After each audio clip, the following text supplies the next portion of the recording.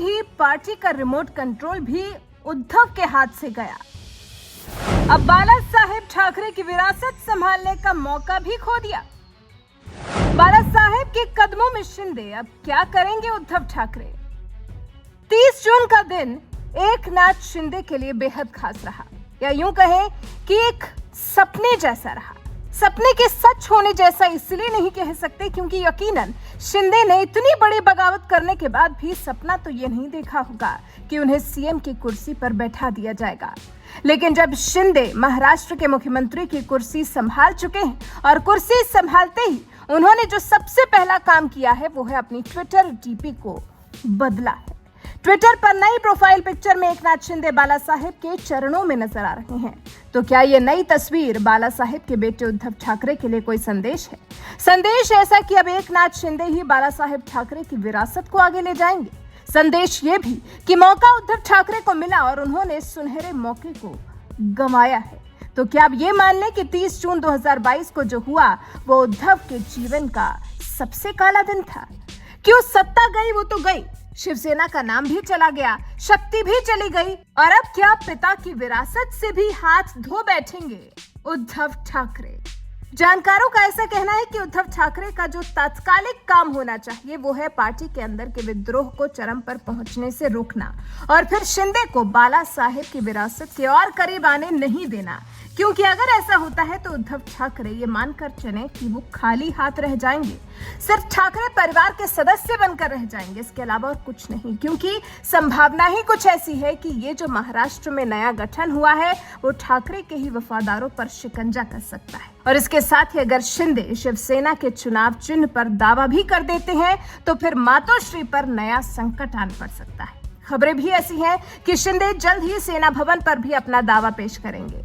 कहा जा रहा है कि उनका गुट मूल शिवसेना ही है जो कि बाला साहेब ठाकरे में अपनी पूरी निष्ठा रखता है, बाला साहेब के हिंदुत्व की विचारधारा का समर्थन करता है। तो हो यहाँ कुछ ऐसा भी सकता है कि पार्टी की लड़ाई के अलावा उद्धव ठाकरे को लंबी कानूनी लड़ाई लड़ने के लिए भी अपनी कमर कसनी पड़े, जिसके जरिए उनके तप और कौशल की परीक्षा होगी। दरअसल गलती यहाँ सबसे बड़ी उद्धव की कुछ ऐसी रही कि घमंड में उद्धव को लगा कि उनसे उनके पिता के नाम को, उनके पिता की विरासत को कौन छीन सकता है भला। और जब कोई छीन ही नहीं सकता तो उसे हमेशा अपने साथ रखने के लिए अलग से प्रयास भी नहीं किए गए। बाला साहेब का नाम अपने साथ रखने के लिए एफर्ट्स भी नहीं डाले गए। उससे अलग बाला साहेब की विचारधारा को छिन्न भिन्न और कर दिया गया, जिससे शिंदे को मौका मिल गया और बीजेपी का साथ भी मिल गया तो मौके को भुना भी लिया गया और ऐसा भुनाया कि महाराष्ट्र की सरकार की पूरी तस्वीर ही बदल कर रख दी। वहीं उद्धव से अलग शिंदे ने तो कभी बाला साहेब के नाम को खुद से दूर ही नहीं होने दिया।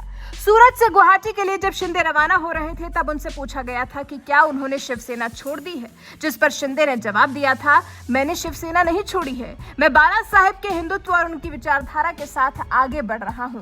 हम शिवसेना में रहेंगे, हम बाला साहेब ठाकरे के शिव सैनिक हैं। आगे शिंदे ने कहा था, बाला साहेब ठाकरे ने हमें सिखाया है कि हिंदुत्व की बात पर हम कभी समझौता नहीं करेंगे, सत्ता के लिए भी नहीं, हम शिवसेना नहीं छोड़ेंगे।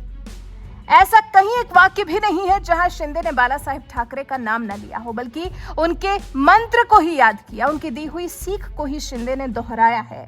ऐसे में अभी ये लड़ाई सत्ता की नहीं रह गई, बल्कि ये लड़ाई हो गई है विरासत की, और विरासत उसको मिलेगी जिसके पास असली शिवसेना होगी। असली शिवसेना से मतलब है बाला साहेब के सिद्धांतों पर चलने वाले, जिसके पास ज्यादा शिव सैनिक होंगे वही असली शिवसेना होगी। क्योंकि इस शिवसेना को खड़ा करने वाले तो बाला साहेब ठाकरे ही थे ना। जो उनके विचारों को अपनाएगा वो असली शिव सैनिक कहलाएगा, और जो उनके विचारों को नकारेगा वो तो फिर असली क्या, शिव सैनिक कहलाने के लायक भी नहीं रह जाएगा।